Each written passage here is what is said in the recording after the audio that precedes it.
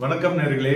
வாரத்தின் முதல் நாள் நமது சந்தைகள் இந்த சைக்கலாஜிக்கல் பேரியர் 25,000 சொல்லுவோம் இல்லையா, அதுக்கு கீழவும் கடந்த 2வது நாளாக நிப்டி ஒரு நெகட்டிவ் டெரிட்டரியில முடிவடைந்திருப்பது குறிப்பிடத்தக்கது. மெயினா இன்றைய தினம் ஒரு இன்ஃப்ராஸ்ட்ரக்சர் ஸ்டாக்ஸ் எல்லாம் மார்க்கெட்டுக்கு சப்போர்ட் பண்ணிருதுன்னு சொல்லலாம். அட்வான்சஸ் 1593, டிக்ளைன்ஸ் 900, 82 புள்ளிகள் குறைந்து 24,937 முடிவடைந்திருக்கிறது. மேலும் இன்றைய தினம் முக்கியமா அந்த இன்ஃபர்மேஷன் டெக்னாலஜி தான் பிடிச்சி இழுத்ததுக்கு காரணம் என்னன்னு பார்த்தோம்னா, யூஎஸ்ல மூடிஸ் கவர்மெண்ட் மூடி downgrade the US governments credit rating.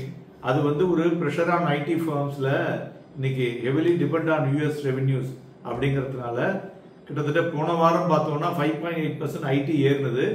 இன்று ஒரே நாள்லயே ஸ்லிப்பிங் மோர் தென் 1.3% விழுந்திருக்கிறது குறிப்பிடத்தக்கது.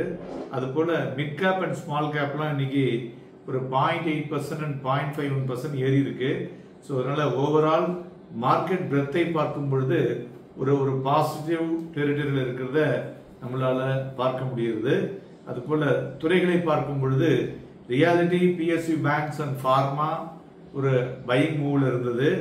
ஐடி, மீடியா, மிட் செலக்ட்ஸ் இன்னைக்கு ஒரு ப்ராஃபிட் புக்கிங்ல வீழ்ச்சியை தழுவின துறைகள் என்று சொல்லலாம். இண்டிவிஜுவல் ஸ்டாக்ஸை பொறுத்தவரை பார்த்தோம்னா Bajaj Auto, Shriram Finance, Power Grid, Hero MotoCorp, Bajaj Finance, NTPC, IndusInd Bank, Eicher Motor, State Bank of India, Bharat Airtel இவை எல்லாம் ஏறிய பங்குகள்.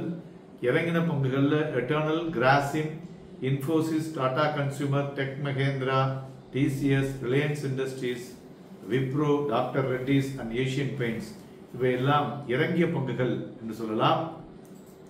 மேலும் இன்றைய தினம் பார்த்தோம்னா நிறைய விஷயங்கள் நாம் பார்க்க இருக்கிறோம். மெயினா ஏன் சந்தைகள் இன்றைய தினம் விழுந்தது, மேலும் தங்கம் வெள்ளி ஏறுவதற்கான காரணங்கள் அப்படின்னு பார்த்தோம்னா, இன்றைய தினம் தங்கம் 1,284 ரூபாய் அதிகரித்து 93,725, சில்வர் 807 ரூபாய் அதிகரித்து 96,165, க்ரூட் ஆயில் 55 ரூபாய் குறைந்து 5,206 மணிவாய் கொண்டிருக்கிறது. மெயினா தங்கம் வெள்ளிக்கு முக்கிய காரணம் யூஎஸ் அண்ட் சைனா அந்த ட்ரேட் டீல் ஒரு பெட்டர் ஒரு சுமூகமாக முடிவெடக்கூடிய வாய்ப்புகள் அதிகமாக இருக்கிறது என்ற ஒரு காரணத்தினால இருந்தது.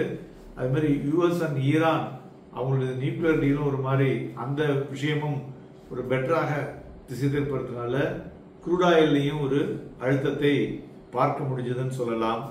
மேலும் இதை தவிர பார்த்தோம்னா மார்க்கெட்ஸ் ஒரு consolidating in the options of ஒரு ஃப்ரெஷ் டிகர் அது இல்லாததுனால பெருசா ஏற முடியாம கொஞ்சம் தவிச்சிட்டு இருக்குன்னு சொல்லலாம். Q4 ஸ்டேபிளா இருந்தாலும் நம்முடைய மார்க்கெட் வேல்யூவேஷன் பார்க்கும் பொழுது சற்று அதிகமாக இருக்கிறது அப்படிங்கிற மாதிரி ஒரு ஜெனரல் ஒரு விஷயம் மார்க்கெட்ல இருந்துட்டு இருக்கு. அதனால அந்த வால்யூம் அன்சர்டனிட்டினால மக்கள் பாத்தீங்கன்னாக்க ஒரு ப்ராஃபிட் புக்கிங்லயும் அப்பப்ப உள்ள வரதும் அதுவும் ஒரு முக்கிய காரணம் என்று எடுத்துக்கொள்ளலாம். மேலும் இன்றைய தினம் பிளாக் டீலை பொறுத்தவரை பார்த்தோம்னா எஃப்எஸ்என், இகாம் அண்ட் பஜாஜ் ஃபைனான்ஸ்ல பிளாக் டீல் நடந்துள்ளது. முக்கியமா கியூ கான்ட்ரிபியூட்டர்ஸ் இன்னைக்கு மார்க்கெட்டை ஏறியதற்கு முக்கிய காரணங்கிறது Bajaj Auto 13 point, Divi's Lab 10 point, Bajaj Finance 6.5 point. Down சைட்ல இன்ஃபோசிஸ் கிட்டத்தட்ட 30 point, TCS 15 point, Reliance 12 point. இதுதான் ஹெவிலி அந்த இண்டெக்ஸை இழுத்ததற்கு காரணங்கள் சொல்லலாம். அது போல இன்றைய தினம் 67 ஸ்டாக்ஸ் 52 வீக் ஹையும் 19 52 வீக் லோவும் தொட்டது. சர்க்யூட் பிரேக்கர்ஸ்ல பார்த்தோம்னா 175 ஸ்டாக்ஸ்கள் அப்பர் சைடு, 54 ஸ்டாக்ஸ் லோவர் சைடை தொட்டிருப்பது குறிப்பிடத்தக்கது. அது மாதிரி வால்யூம்ல பார்த்தோம்னா இன்னைக்கு பிராக்சிஸ் ஹோம் ரீட்டைல் பார்த்தோம்னா கிட்டத்தட்ட 23 டைம்ஸ் வால்யூம் அதிகரித்திருக்கிறது. அது மாதிரி பிரைஸும் ஒரு 5% ஏறி இருக்கு. அது மாதிரி காயா லிமிடெட் வால்யூம் 12.85 டைம்ஸ் இன்க்ரீஸ் ஆயிருக்கு, பிரைஸும் 18% ஏறி இருக்கு. கிட்டத்தட்ட 336.75 முடிவடைந்திருக்கிறது. தென் ஃபுட்ஸ் அண்ட் இன்ஸ் இந்த கம்பெனி பார்த்தோம்னா வால்யூம் 12% டைம்ஸ் ஏறி இருக்கு. அதனுடைய பிரைஸும் பார்த்தோம்னா 17% ஏறி 110 ரூபாயில வணிகமாகிறது இன்றைய தினம். ஸோ இவையெல்லாம் ஒரு முக்கிய இன்புட். ஸோ அடுத்தது நம்ம இன்றைய தினம் நிப்டி ஃபியூச்சர் வால்யூம் பார்த்தோம்னு வச்சுங்களேன், ஜஸ்ட் ஒரு 39 லட்சம். பேங்க் நிஃப்டி வால்யூமும் 10 lakhs, பிலோ ஆவரேஜ் தான் இன்னைக்கு இருக்கு.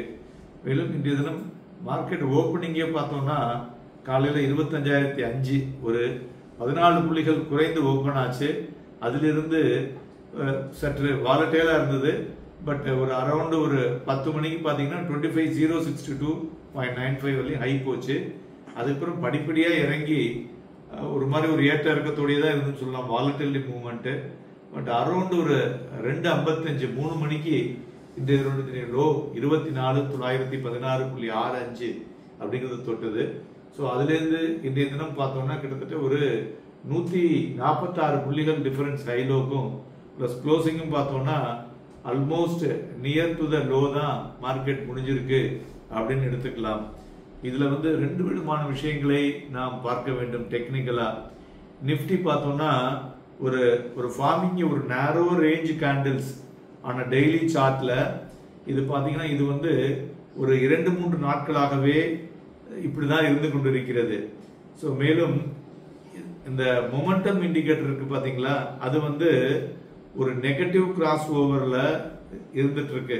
ஸோ இது என்ன சொல்லுது, அதனுடைய சைன் என்னன்னு பார்த்தோம்னா ஒரு கன்சாலிடேஷன் இந்த மார்க்கெட் நியர் டேர்ம் இருக்கக்கூடும். அதனால ரொம்ப பெரிய மூவ்மெண்ட் இருக்காது அப்படிங்கிற மாதிரி அதுவும் சொல்றது. பிளஸ் மறுபுறம் நம்மளுடைய ஃபிப்னாக்கி பார்த்தோம்னா 50% ரீட்ரேஸ்மெண்ட் 24,494 to 25,116. அது தவிர இந்த 24,880 பிட்வீன் 24,800 பார்த்தீங்கன்னா ஒரு 40 ஹவர் மூவிங் ஆவரேஜ்லையும் இருக்கு. ஸோ அதனால இந்த லெவல்ல பார்க்கும் பொழுது நிப்டியை பொறுத்தவரை இந்த 24,800 ஒரு ஸ்ட்ராங் சப்போர்ட்டாக இருக்கக்கூடும். அதே மாதிரி 25,116 வந்து ஒரு ஸ்ட்ராங் ரெசிஸ்டன்ஸா இருக்கக்கூடும். இந்த ரெண்டு லெவல்லையும் ஏதாவது ஒரு இடத்துல பிரேக் ஆகும்போது மார்க்கெட் வால்யூமோட மேலேயோ கீழேயோ செல்லக்கூடிய வாய்ப்புகள் இருக்கக்கூடும். அதுபோல நிறைய டேட்டாஸ், எக்கனாமிக் டேட்டாஸ்லாம் நாளைய மறுதினம் வர இருக்கிறது. அதற்கு தகுந்தாற்போல் ரியாக்ஷன்ஸ் இருக்கும். நாளைய தினம் நமது சந்தைகளில் வாங்கி விற்பதற்கும் விற்று வாங்குவதற்கும் ஏதுவாக இருக்கக்கூடும். Happy and profitable day.